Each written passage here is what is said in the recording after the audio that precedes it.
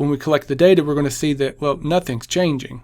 Right? We're being asked, well, what we're being asked to do is figure out what the volume is. Let's just write this information down. So the question mark is the volume. Number of moles is given. And really, it doesn't matter the identity of the gas.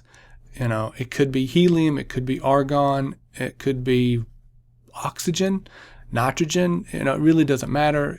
We treat all gases in this class as ideal gases. Pressure, it's given in millimeters of mercury.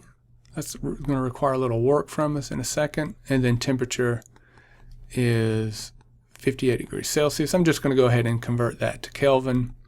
Right, I'm going to add 273 to it, and that's 331 Kelvin. Yeah, and that's it. Right? There's no, like, this gas is now sent to, it's not submerged in water and the pressure increases. What's the new volume? It's none of that stuff, okay? It's just, here's some data.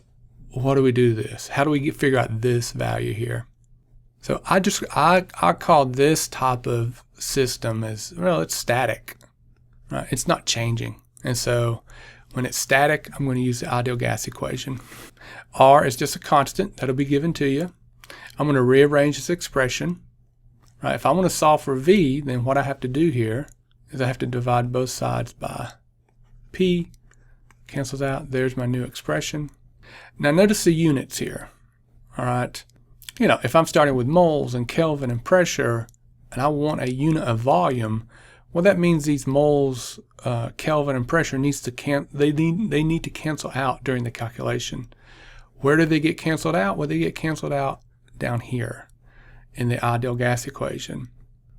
Well, look at the units here. Moles, there's moles in there. That's okay. Okay, so we got that. Kelvin, is Kelvin here? Yes, Kelvin is there. Pressure, millimeters of mercury? No, it's in atmosphere. So what this requires me to do is this conversion. Okay, I need to take my millimeters of mercury and convert it to atmosphere. And then once I have that value, then I can plug it into the pressure up here. What's the conversion factor? Well, they'll be given to you on the test. So I want to go from millimeters of mercury to atmosphere. Well, there's millimeters of mercury and there's atmosphere. So that's the conversion factor.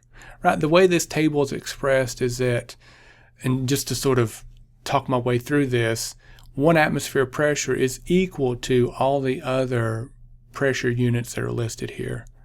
So 1 atmosphere pressure is also equal to 14.7 psi, or 1 atmosphere pressure is equal to 29.92 inches of mercury. So again, since it's millimeters of mercury and atmosphere, these are the two values I'm going to use as basically my conversion factor. And just to save a little room, this is what it's saying.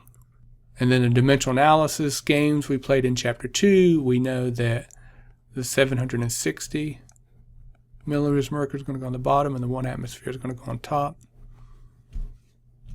And then when I do that calculation, I get that. Now I'm ready to plug it into my formula up here. And basically, it's a plug and chug game. Okay, so again, atmosphere, yes. Yes, now we're ready to go. Let's see if I can squeeze all the numbers and units up here. Okay, so the number of moles, there we go. R. Let me stack this because I know I'm going to run out of room. Temperature, now again Kelvin, divided by the pressure. Pressure, that pressure. And again, I'm going to have multiplication and division all the way through. It doesn't matter which sequence I do this in. So I'm going to multiply these together. I'm going to divide by that number. What happens to the units? Well, moles and moles cancel out. Oop, and that should have been Kelvin there. Kelvin cancels out. And as it turns out, atmosphere cancels out, and I'm left with liters, which is what I want. Let me also go ahead and anticipate the sig figs. So there's 3 sig figs all the way through this.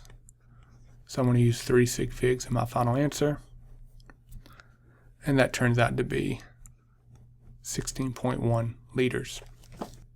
So with these three problems, again, we've illustrated combined gas law, Boyle's law. There's also Charles's law. I'll let you look at the lab videos for that.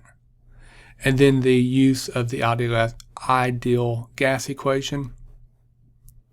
The other bit of math that we see pretty common in this course is the requirement of pressure conversion, like we see here. And with that, that covers the calculation side of the chapter pretty well. Okay, thanks.